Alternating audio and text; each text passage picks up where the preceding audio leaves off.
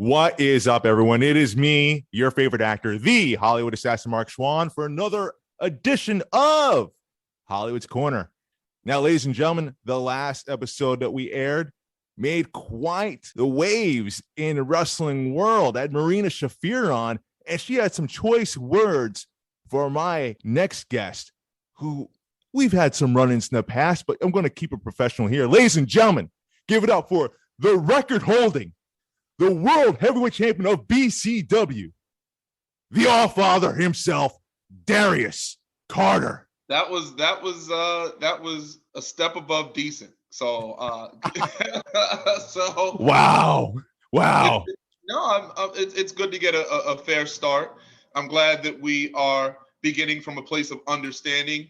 You know, last time you barked a little loud, you got a little big for your britches, and you paid the price for it. And I really do feel that you've learned from that experience. You've shown it in many ways that you've learned and grown as a man and as a human being from that experience. So I'm proud of you.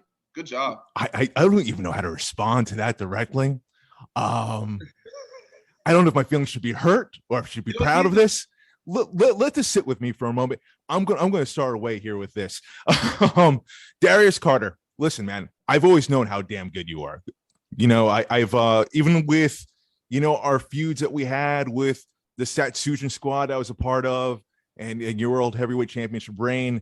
You know, hey, listen, man, you're the top dog for the company for a reason. Now, it's interesting to see because, listen, man, we've heard it time and time again, right?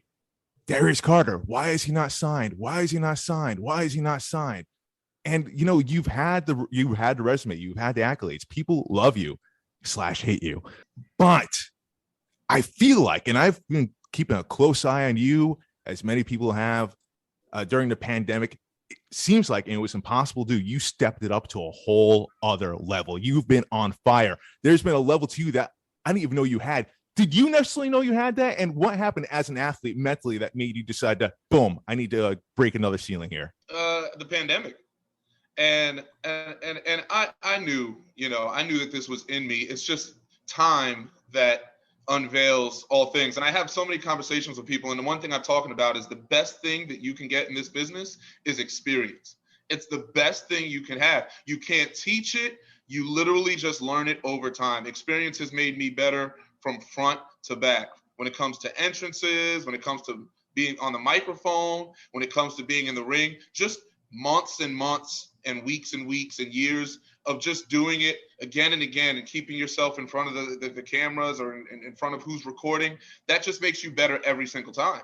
So the pandemic just made me step it up because I saw a lot of people stopped and a lot of people kind of fell off. And for proper reason, we get it, we understand. But, you know, I went through the safety precautions. I was tested before each show, and I made sure that I was still out there competing because there's no experience like ring experience. There's nothing like being in that ring and hitting the mat and hitting the ropes and grappling. And that experience, I never missed a month during the pandemic. No, we saw. So I've stayed sharp. I actually made several debuts through the pandemic. So I only elevated my profile. So, you know, not wrestling in front of fans only made me to focus in more on my grappling style. It made me focus in on those roots and the training that I went to the UK to expand upon, to be under the learning tree or to be under the training circle of Johnny Kidd, who's Mr. Smooth, the World of Sport legend. You know, even if it was for days or for weeks at a time, to have that time with him in the back, in the locker room, in the ring, that only elevated my game, which was already elevating. So no, it's insane. Again, I definitely did not know there could have been another layer for you to go to, and you just completely shocked me. Just your work ethic and what you've been doing. It's just like, Jesus Christ, man! Like, this guy is legitimately on fire. It's insane. So you talk about the pandemic was the reason why, and I completely get that.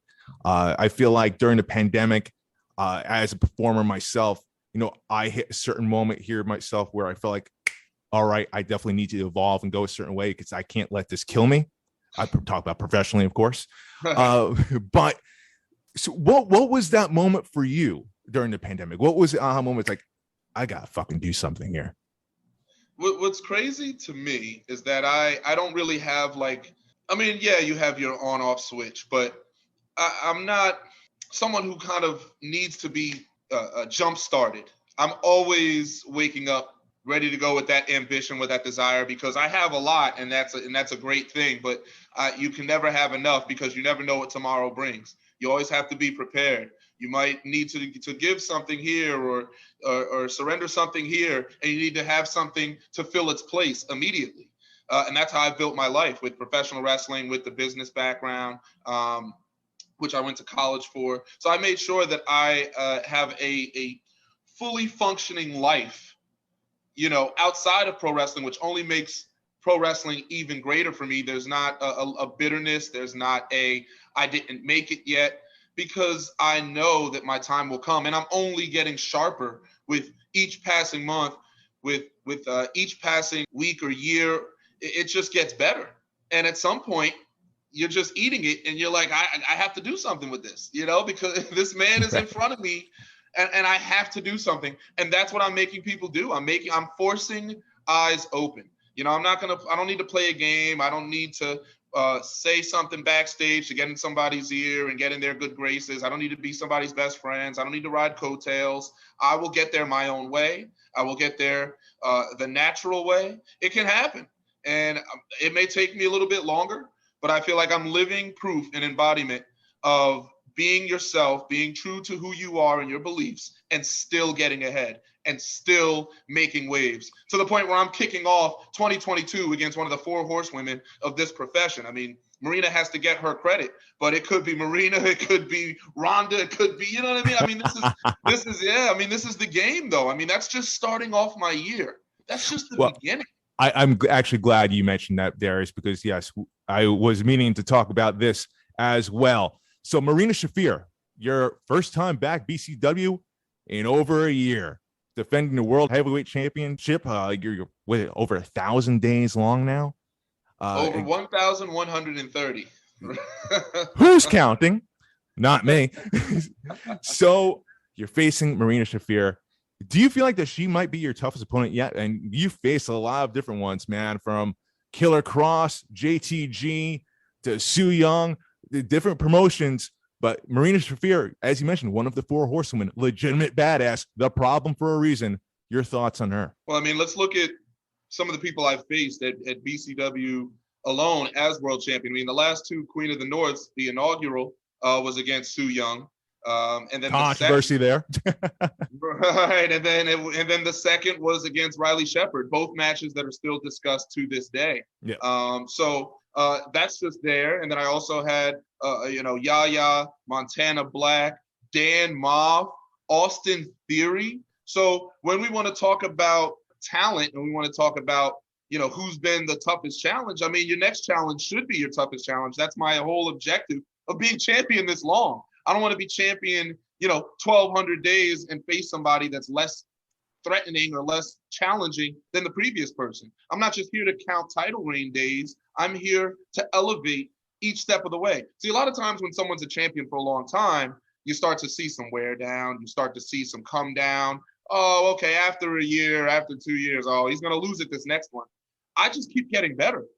I just keep getting sharper. My 1,100 days can easily become 2,200, can easily become 3,300, because I'm only improving, and it gets harder for you to find me competition. Marina is not an easy person to acquire. I understand that, but that's what you need to present to Darius Carter. That's what's necessary. Yeah, Let's talk about that. I'm sure that, yeah, you must be foaming at the mouth as an athlete because of her status, of who she is, not even just in wrestling, but in the MMA world. I mean, yeah, this is a legitimate challenge for you here. And I think it's a great way to kick off BCW here and to basically challenge your reign here as the top dog in BCW. And, because as you're talking about, you've been working this whole time with getting better and better at your craft. And then here you go, boom, right off the bat, BCW. What do you got against one of the four horsewomen, against the problem here, Marina Shafir? Now, she did have some choice words for you, Darius. She definitely called out your championship reign here, saying she doesn't know your message, saying that she feels like, what was the words here, that you don't want anyone else necessarily being better than you, as far as like the company being better than you. What do you have to say to that? And I mean, she did offer some good points here. Like, what does the championship mean to you? What type of champion are you?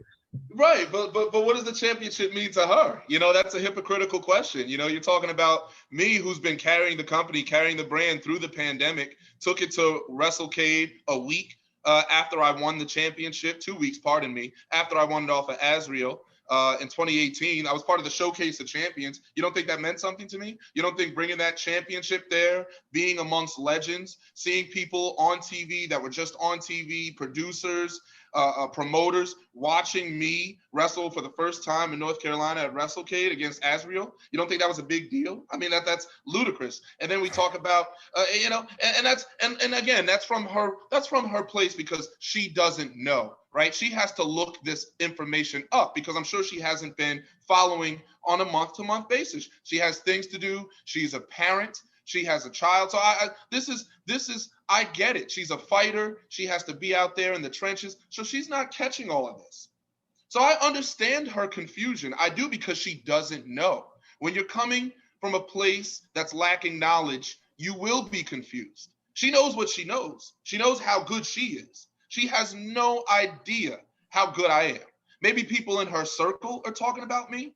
Maybe they're telling her the truth about me, about how good I am. Maybe they're telling her that I'm not very good. Maybe they're telling her the wrong information. I don't know, because her circle can be large. But all I know is that I have been carrying this company through thick, through thin, took it to AC. You think any other champion could have really brought BCW to Atlantic City the way that I did that night? Let's be real with ourselves. That entire day, nobody would be able to. During a pandemic? No, during a pandemic, you have to be there to be champion. And that's not something that everybody is able to do. I'm there every single month, no matter how many times I'm booked, no matter how many other places I have to compete at. I don't make excuses. I get it done. I show up, I win, and I promote the brand every single step of the way. And there it is. Every single step of the way. Look at this beauty. The BCW world, legitimately world, as in defended outside of the United States successfully, world heavyweight championship. And that's the thing to me. I mean, I've been carrying this brand and putting things on and putting people on, putting the name out there, adding legitimacy, making this one of the hottest promotions in New York. And people want to talk bad about BCW, but guess what? You're the same ones that are in the DMs trying to get booked. You're the same ones sending messages. Trust me, I know. I don't say anything, but I know. And there are those people out there. The first ones to say something about the promotion are the next ones that are trying to get on it. And that's because I helped build the foundation. I built the house, and it looks so pretty that you want to ring that doorbell and you want to wipe your feet and you want to come in, because that house was built by me on my street, in my city, in my state, in my country, on my planet, in my universe. How do you like that? Darius Carter, listen, no matter like how our paths may have crossed before in the past, there's no denying that I would be out of my skull to question anything you just said about your reign as BCW World Heavyweight Champion. Heck, for as long as I've been involved in the wrestling business, you've pretty much been champion. That's all I've known you as. You've done a lot for BCW. You've put the company on your back. And as a person that's part of branding and marketing, I see what you do. Respect, my man. You've done a phenomenal job being the face of this company. I give you that 1,000%. But Darius Carter, I do have to ask this question, because there is always a chance that you can lose this championship to Marina Shafir. Who are you if you aren't the champion? What happens? Oh, here we go with this. Who am I? How about this? Here's a better question. What is BCW if Darius Carter isn't champion? What is the identity of Bree Combination Wrestling without Darius Carter? I have helped form, mold, build, create the image of BCW, where some of the best from not just New York, but from down south, from the East Coast, and from all over will come up to compete. Again, me being champion opened the door for the promotion to make money so that we can bring in people like Yaya, from down south. So we can bring in people like Montana Black. Like we can bring in all these women from all across the world to compete for Queen of New York. That is possible, or I'm sorry, Queen of the North. I'm confusing it with King of New York, which I am. 2021. Queen of the North. That money has to be generated by good business, and that's the business that I'm presenting to this place. I'm making sure that people are talking about the promotion, people are there, the social media engagement, so that people get paid, so that these women and these stars get paid to come into BCW. Austin Theory, for example, brought in to BCW right before he went to the WWE. Hey, listen, I mean, these are all facts. We've talked about this before. Agreed. Completely agree. But let me answer. No, but let me answer. You can say, who am I? You know, here's the funny thing. I tell people every single day who I am. I tell you the truth. My answers don't change.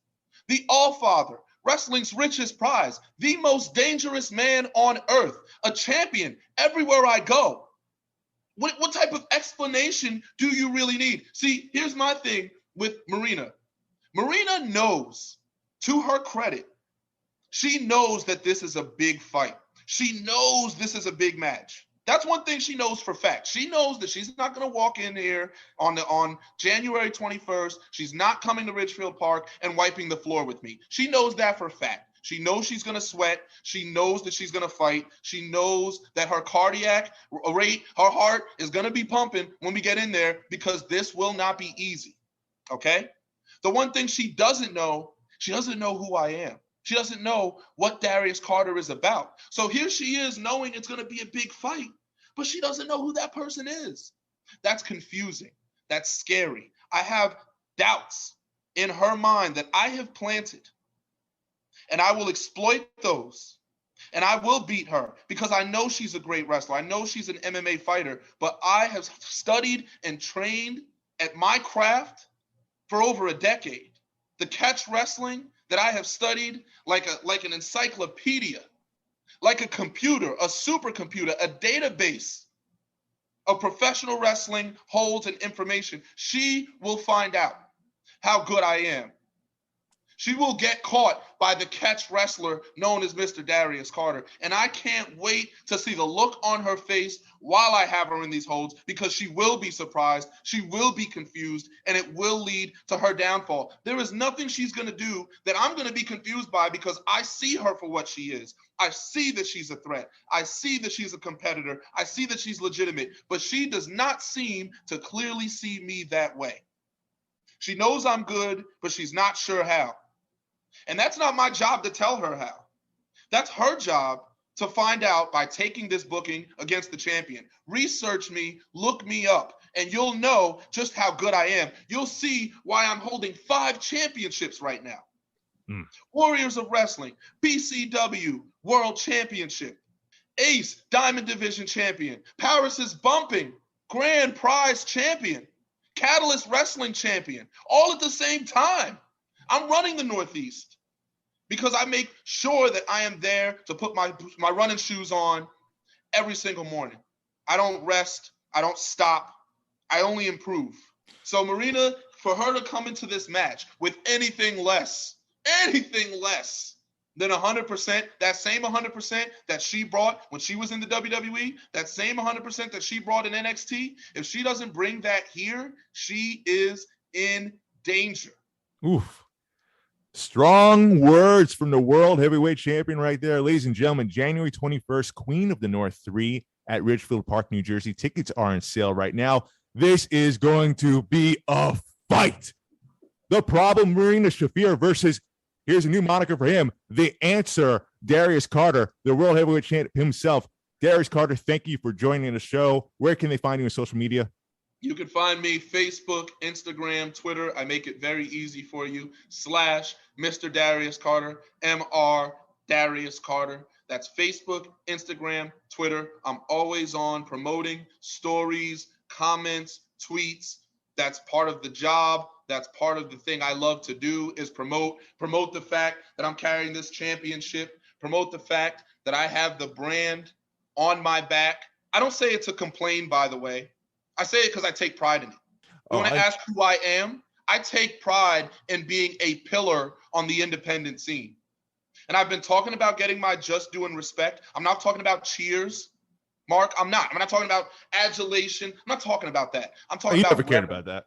I don't care. Who cares what people think? I don't care. I want you to know. I want you to know my greatness. I want you to realize my greatness. I don't care about likes and dislikes. I care about understanding and recognition. And Marina Shafir will be someone that I use to expand upon my own recognition. And I won't just be doing that for me. I'll be doing that for this BCW World Heavyweight Championship, the one that she thinks she wants so much. We'll see how much she wants it when she's in there with somebody that will do anything to keep it. Fighting words there from the champ. I am stoked for this match. I cannot wait. Ladies and gentlemen, get your tickets now. Darius Carter, thank you again for joining the show. And that's all we have for today. Ladies and gentlemen, I am out.